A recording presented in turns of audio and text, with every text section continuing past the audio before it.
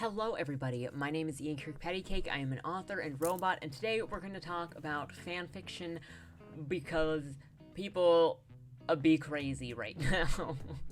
And there's a lot of fanfiction, but somebody took some fanfiction hot takes, and we're going to go over that. I'm going to share with you my opinion on fanfiction, and I would love to hear yours in the comments down below.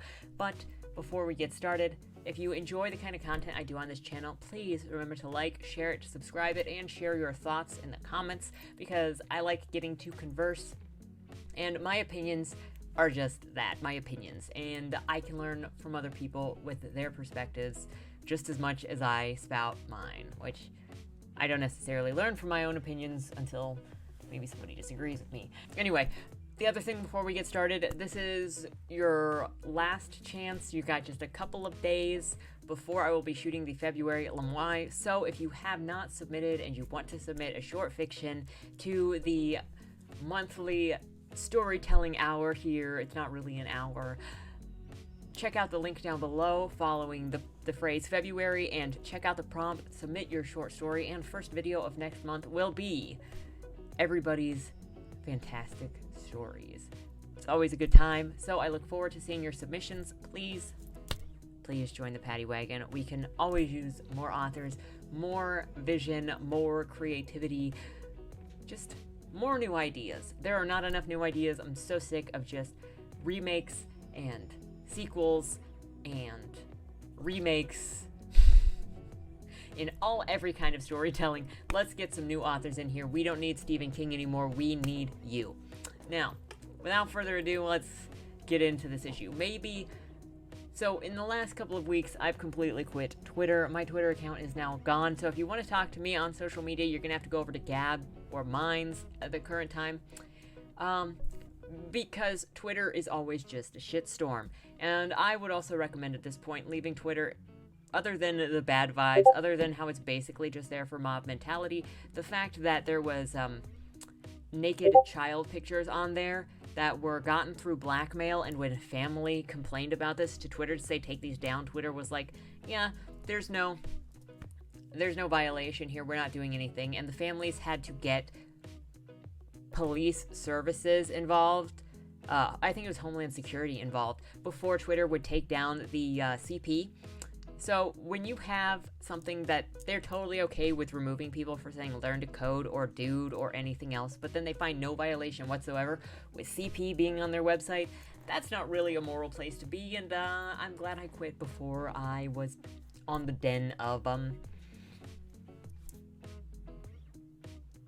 CP sharers, as it were, because not only was it CP, it was gotten through threat, and they wouldn't take it down. Are you serious? Anyway, so instead, Minds, Gab, two alternatives, and not quite as vitriolic, though they have obviously their own sort of personality taste on them.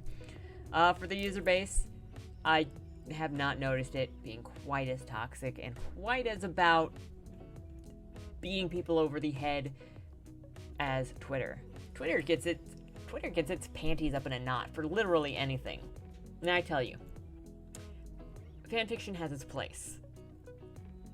But we also have to admit the limitations, the stereotypes, and what makes up the vast majority of fanfiction. It is a thirst trap. Show me somebody who is involved in reading lots of fanfiction who will deny that the majority of fanfiction is a thirst trap. But I'll wait until we get into this because I don't want to get ahead in my thoughts and then it just doesn't make any sense. So, according to the Mary Sue, fanfiction, we read it, we write it, we share it, and we love it. I have never been on the fanfiction train, but you do you. But like most things online, it is often subject to the most brutal of hot takes engineered to incite a passionate response. Yes, and you fall for it every time, don't ya? This was the case with the now viral Twitter thread from author R.S. Benedict, who decided that this was the week to burn fanfiction to the ground. I don't think there's an opinion that can just burn fanfiction to the ground, especially from just one random person. Show me how fanfiction has suffered because of somebody's fanfiction hot takes. We'll get to what those hot takes are, and I would love to hear your opinion on them as well. we're going to get to those hot takes in just a second, and I'd love to hear your opinions on them as well at the end of this video, so please. In a lengthy thread, Benedict wrote, "It's incredibly bleak how many contemporary aspiring authors cut their teeth on fan fiction, a form that actively teaches you to write worse." She goes on to write, "Controversial take, low effort, formulaic, lowest common denominator writing is actually bad." So here are some of the tweets here. She says, "But some published writers start with fanfic. Yeah, E.L. James and Cassandra Clare. They're freaking terrible. But fanfic is often queer. Great. But did you know that queer literature exists outside of fanfiction? It's a lot more meaningful to read legitimate queer stories than to mash your plastic action figures together. In my opinion, arguing that a woman needs fanfiction is profoundly misogynistic. I am a woman and I can read and write actual stories. I don't need training wheels." Benedict's thread is, of course, filled with snobbish assumptions about fanfic. Can we just tone it down? Some of the framing on just everything. I'm so sick of everybody framing everything, and just present the information. It perpetuates a stereotype that fanfic is somehow beneath published literature and that it makes writers worse. Yes, there are fanfic authors like 50 Shades of Grey's E.L. James who are objectively bad writers. But since when has bad writing been a barrier to financial or commercial success? Now this is like probably the one thing I will agree with in this article. And it's sad. It's sad. No, you don't need to be a good writer to have financial success or commercial success. You really just need to tap into the energies of what everybody is hungry for at the time. And right now, everybody is thirsty. Everybody is so freaking thirsty because of being locked in their houses and not allowed to party and not allowed to meet people for a year. Everybody is thirsty. You tap into that thirst trap, and you're gonna have some commercial success. Mary Sue continues, "I would point Benedict to countless films, television series, and novels that are wildly popular despite legitimately bad writing. However, Supergirl and Batwoman have not been having much success with their bad writing. So, it has to hit a certain niche at the right time to get away with being bad. If 50 Shades of Grey had come out at a different time, it probably would not have been as big as it was, but that's again part of success. It's preparation meets timing. Preparation meets opportunity equals success. So you have to have stuff prepared for when the time arises. If you don't, then it doesn't matter. You won't have success if you don't prepare. Anyway, and the critique that fanfiction is formulaic is the same insult level to lowest common denominator genres like romance novels and YA books and any genre with a vast readership, especially if that readership is comprised of marginalized groups. We're taking out this crap about marginalized group. We're not talking about racism or sexism or any of that stuff. We can look objectively at mass market paperbacks of the big five genres: theater, mystery, thriller, sci-fi, fantasy, romance, and we can see common formulaic plots, and that is often they've got their positives and their negatives. So the good thing about having that formulaic layout is that people go to those books for that thing. They want boy meets girl, girl and boy struggle, girl and boy almost break up or something happens, and then they get together in the end.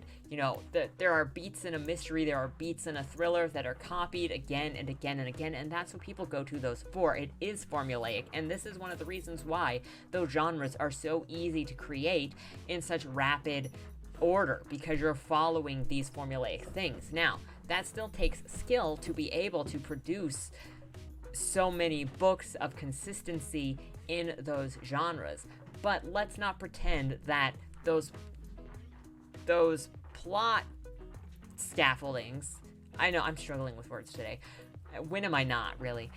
But those plot structures exist, and they are formulaic. And that is why, and this is no shade on romance authors specifically, but that is why there are so many romance books in used bookstores, because the plots are so formulaic in so many of them. Not all of them. There are a bunch of standout romance authors. But the trade paperback romances are so formulaic. They're like a one and done read, and then they go to the used bookstore, because those readers don't want to read them a second time. They're just going to get that person's next book, and it's going to be a similar story, and they're going to enjoy it, and then they're going to sell it. And that is an economy of books. That is an active business model that works. But it is there, and the same thing exists in movies, where movies have a similar formulaic plot structure, and this is something that we talk about all the time in not being predictable or being surprising or following the structure, but bringing something new to it. That is something we talk about all the time. So why is somebody getting mad here that somebody's pointing out that there's formula in this stuff? I'm just saying, somebody's getting mad over nothing. And also, just stop with bringing this stuff up. It's not important to this. You're just trying to get points, and it's like in the video I mentioned on Monday, where they use isms of some kind to get you to shut up, because it has always been used in the past decade or so to manipulate and silence and threaten people, because you don't want to disagree with me, or you're going to be some kind of ist. And is that really what you want people to know you as? So this is a control and manipulation tactic, and it needs to stop. It is so disgusting. It devalues the actual behavior, the actual words, and it puts people in actual danger of actual isms, because nobody's going to believe you. Boy that cried wolf. Read a book sometime. Mary Sue continues, Benedict's thread goes on to claim that queer fanfics draw readers away from legitimate queer stories, an assertion that is impossible to prove and deeply ignorant. I mean, the statement arguing it against here is not doing anything to disprove the statement, so it's equally just as bad. Queer fanfiction allows fans to elevate the subtext and explore fantasies and relationships that have long been culturally taboo. And it's hardly a new phenomenon. Fanfiction, and erotic fanfiction, that is, has existed for centuries. Yes, because people have always been thirsty to see their favorite characters getting it on when stories have not put the characters together in that way within them. It's, again, fanfiction was born mostly out of thirst traps, and it's Mary Sue pretty much agrees here. I'm sorry. That's just how it is. Her point also ignores the financial realities that many queer folks find themselves in. Not all of us can afford to purchase new books, not to mention the countless numbers for whom discretion means survival. You can always close the tab on queer fan fiction online. Don't forget to do it in private mode so it doesn't save to your history. But the discovery of a queer book or magazine by an unwitting family member can have disastrous consequences for closeted people. This isn't a civil rights issue about being in the closet. I'm sorry, this is not. It's okay. You're gonna be okay. Please. Online writing and discourses allow a level of safety and anonymity. I can read. That closeted people, queer people, need. Furthermore, reading and writing fanfiction isn't a zero-sum game, as any TMS author, I don't know what that means, can tell you. Our love of fanfiction does not preclude our love of reading anything and everything else.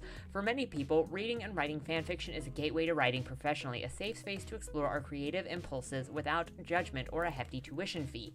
Many published authors took Benedict to task for her unfounded criticism of the genre, which you'll see here.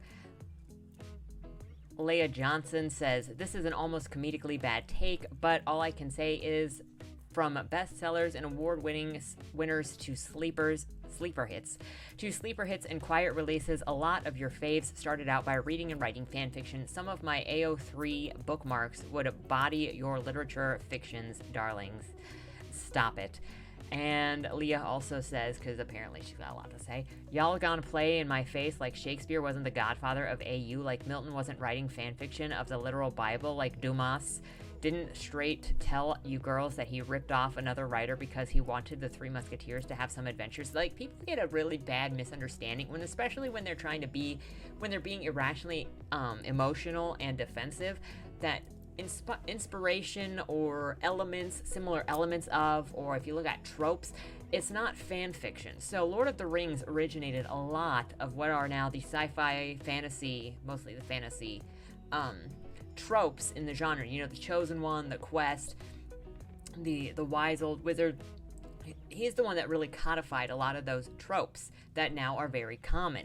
Now, writing within the fantasy tropes does not mean that you are writing fan fiction of something else that already exists. There is a difference between inspired by or actually fan fiction of. There is a difference between based on and inspiration from, because inspiration takes molds from other things and builds into something new. So looking at Bible stories and going, oh, I'm inspired by, say, Cain and Abel, I'm going to write a story that is inspired by the ideas or the themes behind Cain and Abel, is not writing fan fiction of the Bible. Now, is there fan fiction of the Bible? Sure, but Leah Johnson here, and I can't say for sure because these are just little tweets and you can never really fully express the ideas that you're trying to say in Twitter because of the character limit, but taking inspiration from something, having similar ideas to something does not automatically make it fan fiction. This is a gross mischaracterization within these two tweets, but I'm not going to say that's entirely what Leo was trying to say because you can never know with Twitter. Anyway, continuing on, Victoria Aveyard said, I didn't have access to creative writing classes as a teenager, so my first experiences with fiction, feedback, and most importantly, getting the confidence to show my writing came from fan fiction. I guess I'm sorry my 5 best sellers have made the world so bleak for you. Stop with the bragging as part of your thing. It's trying to appeal to authority, and then next week we're gonna talk about them bestseller lists. Let me tell you. Mason Downey says, practicing your preferred art form for fun is a bad idea, actually. I think that's sarcasm. Brandon, writing fan fiction and reading romance novels taught me more about writing than my MFA program, and I'm not remotely unique case, LMFAO, what a clown take. So, one of the things that you should know is that when you're reading commercially versus when you're reading in an MFA or a PhD, which dumb to do in writing, but they're teaching you the research and the background of writing, and they focus more on literary writing, which is less marketable and less commercial than commercial genres like the Big Five. So you will learn a lot more actually about how to write commercially viable and popular books by reading the Big Five. Ironically, the fact that college MFA programs generally don't focus on how to make you commercially successful, but focus on the one genre or the 2 genres, which include literary and poetry, that are not commercially viable for most people. It's kind of funny in a really sad way. Brandon also says, honestly, is there anything more powerful than realizing as a young black homosexual that you no longer have to read or write about straight white people? LMFAO. That's dumb. I'm sorry. That has nothing to do with fan fiction. And you don't really have a free mind, I guess, if you have to wait for somebody else to tell you that you can read whatever you want to read. There's literally nobody in America telling you that you have to read about white straight people. And don't catch me with the classics. Yes, you have to read the classics. There are classics that do not feature straight white people, though. Calm down. Again, stop it with all of your racism, all of your focus on isms and ists and calling people ists and making your whole life about ists. You people doing this are the racists. You are so focused on race and sex and gender and sexuality that you can't see past it, and you treat people differently because of it, and you choose to read or not read people because of it. How would you feel if somebody chose not to read a book because it was by a black man? Solely because it was by a black man. Yeah, so stop doing this. Stop making your whole life about these identity politics. It doesn't help you become a better person. It doesn't help you become a better reader, but most importantly, it doesn't help you become a better person. See people for being people. See art for being art. See what the artist is trying to do with their ideas, and stop seeing identity. It doesn't help anybody. That's the end of that PSA. Alexandra Bracken says, I taught myself to write with fan fiction. I credit it with giving me the confidence to try writing a novel, helping me develop the habit of writing regularly, and teaching me how to take feedback on my work. Ray Carson says, a very simple breakdown. Literary writing, good. Upmarket commercial writing, good. Commercial writing, good. Fan fiction, good. Embarrassing first drafts, good. Scribble outline and thoughts, good. High fives and congrats to all the fellow storytellers, no matter how you did it. And Nikita Grill says, fanfiction encourages practice. I don't know why people in the writing community are trying to say practice is a bad thing. I swear writing is the only art form where I've seen people say, well, you must be born writing literary fiction to be a writer. And in closing this article, Mary Sue says, in 2021, let people like the things that they like. I agree. So stop hating on people for the sex, for the race, for the sexuality, for it not being your type of humor. Stop trying to cancel people. If what's-her-face Benedict doesn't like fanfiction, then she doesn't have to like fanfiction. If you like fanfiction, then like fanfiction. But you don't have to hate on somebody else for disliking fanfiction, and they don't have to hate on you. But you know, it's a waste of everybody's time to hate on people for not liking what you like or for having hot takes about stuff that you like. Just let it go. Because what does somebody else's opinion of something, how does that actually affect you? It really doesn't. You can laugh at it as a stupid opinion, and then you can move on. It's the same way that you take really bad critiques on your work that are just so stupid because they don't fit your goal or they are so off the mark that you go, LMAO, this is dumb, and you move on. Here's where I stand on fanfiction.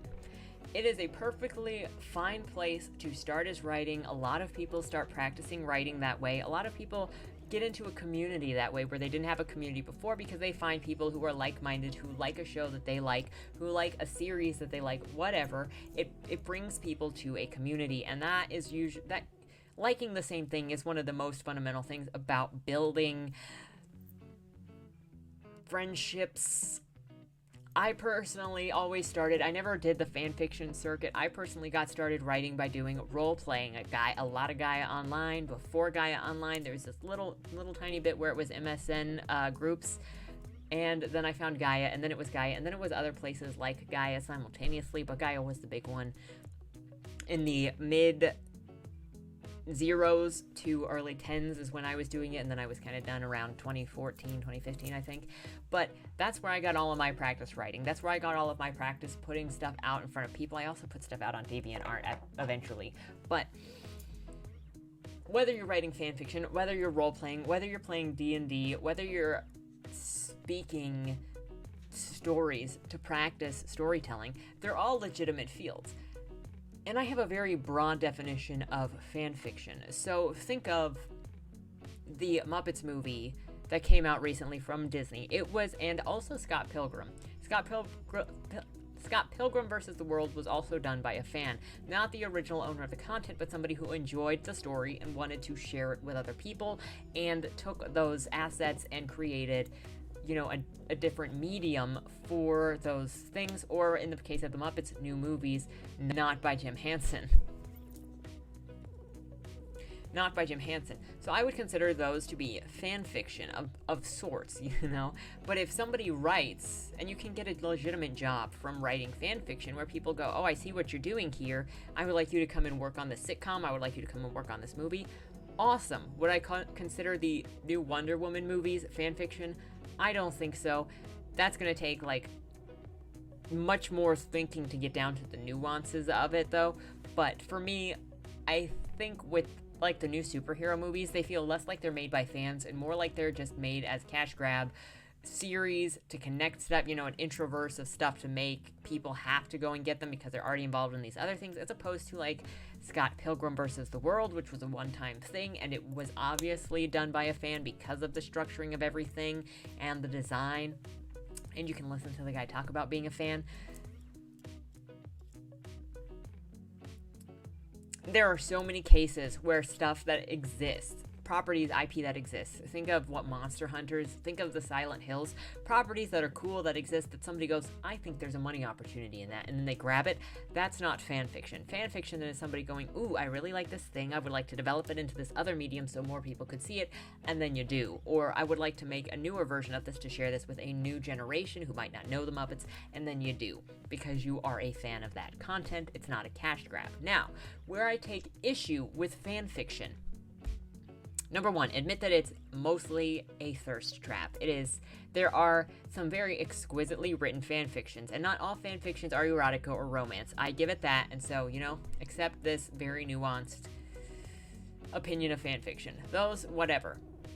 So my issue with fanfiction comes in when somebody uses somebody else's IP to build a fan base. You're writing all of this fanfiction to build the fan base based on those people that are looking off that thing, not with your own characters.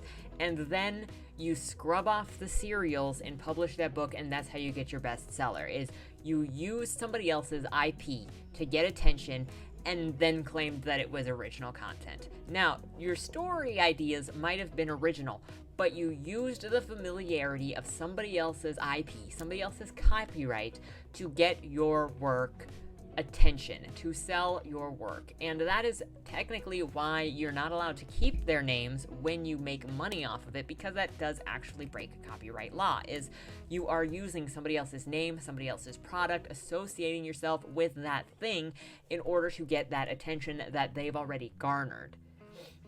So it is very cheap and it's very smarmy to me, and I will never like shaving off the serials. Now, if you start out as a fan fiction author and then you switch over to writing completely original fiction and it's not scrubbing off the serials of that fan fiction, I got no problem with you. You used this as a learning thing. You used fan fiction as a fun thing for community building, for making friends, for finding people that had something in common with you. That all makes sense. However, it's this whole transfer of fan base or using somebody else's content to make your fans. It's just gross. And then I just have this problem with these people that cannot admit the truth about fan fiction, where there is a lot of it, and a lot of it written by underage people. Now, there are adults that partake in fan fiction, for sure, and I'm not saying there aren't, but there's a lot of fan fiction written by underage people and written by horny people. Just accept that that is the reputation of fan fiction, and that is there. You can have exceptional fan fiction, and it can be for training. It is training wheels. That is, don't get offended that when you say you use it for learning, for training, for becoming a better writer, and then get mad when somebody else points it out. Now, everybody learns a different way. Some people learn through fan fiction and through submission there. Some people learn through going to classes. Some people learn by having a mentor. There are so many different ways of learning to write and learning to submit your stuff and learning to receive feedback that there is no one correct way. So nobody should be pooped on for their different ways of having come to being a writer. Just, we need to get to this place where it's okay to state what a common known truth is about something and say, look, a lot of fan fiction is not well written. A lot of fan fiction is exceptionally erotic, and that is the point of fan fiction in general. It's not all worth throwing in the trash. And if it gives you confidence and if it finds you friends, good, but note that that is different than writing original content and original literature. And it's also fine to say that there's really bad original content, there's really bad original literature, there's really bad literary fiction. There's good fan fiction and there's bad original content, okay? We can accept that. Now, please stop everybody getting so upset about literally everything. You stub your toe and then you burn down the house because you're mad at the house. I'm so sick of everybody being so angry at each other for every little thing. If somebody has an opinion you don't like, state your not agreement with it. State your reasons for why you don't agree, and then move on. I don't really think that we need all of this trash talking each other, all of this insulting each other, like straight up insulting each other. It's not healthy mentally. Being that angry doesn't help you. It doesn't help the other person. It just creates tension between everybody, and anger is not helpful. Just let people have their crappy opinions, and most importantly, show them why your opinions are correct and better through action. And then we can move on with our lives, okay? Just, everybody, fanfiction people, not fanfiction people, be nice, and, stop using other people's fan bases to get your own, to, launch your career. It is smarmy as frick. But that's just my opinion, and like I said, you don't have to like it, you don't have to agree with it. I just want people to be nicer. That's not an opinion. With all of that said, let me know what you think in the comments down below. I will look forward to hearing your thoughts on fanfiction on this issue, especially on fanfiction, because, you know, the opinions on fanfiction can be quite drastically different, and that's all I will say this time. Next week, we are doing LBRY and the truth behind those bestseller lists. So, hope to see you then. Have a good weekend, and don't die. I'll try my best. Dear Madam Astra, that's me. We regret to inform you that on August 1st, your employer, Agatha Jane Benedict, owner of the Benedict estate, peacefully passed away in her sleep. Oh, that's so sad. Wait. Let me try that again.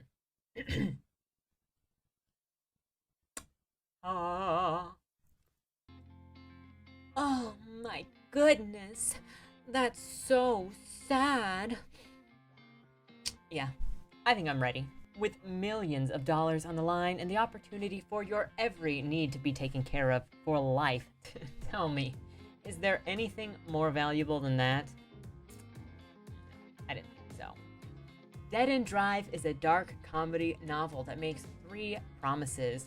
1, an illustrious estate in Louisiana. 2, an opulent dinner affair for all in attendance. And 3, and most importantly of all, lots and lots of competitive murder. So if you're looking for a cozy book to settle in with for the spooky season, I've only got one question for you. Will I see you at the will reading?